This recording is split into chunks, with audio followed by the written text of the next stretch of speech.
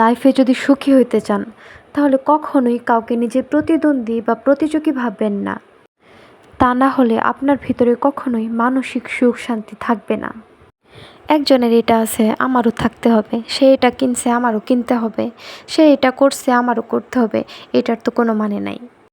আপনি যতই ভালো করেন না কেন, দেখবেন আপনার থেকেও এক ধাপ আগায় আছে কেউ, আপনার থেকেও অ্যাডভান্স আছে কেউ। আপনার ভাগ্যে বা আপনার রিজিকে যতটুকু আছে আল্লাহ তাআলা আপনাকে সেটা দিবে, কেউ চাক বা না চাক। তার এটা ওটা আছে, আমার তো নাই, আমার কেন নাই, আমার করতে হবে, এইভাবে কখনো চিন্তাই করবেন না। আপনি এভাবে চিন্তা করতে গেলে আপনার জীবনে কোনো মানসিক সুখ শান্তি কিছুই থাকবে না। আপনার যা আছে তা নিয়ে আপনি সবসময় সন্তুষ্ট থাকবেন। আপনার অর্জনকে সবসময় মূল্যায়ন করতে শিখেন। একজনের মতো হতে হবে বা তার সাথে নিজেকে তুলনা করা, এই ধরনের চিন্তা কখনো মাথাতেও আনবেন না।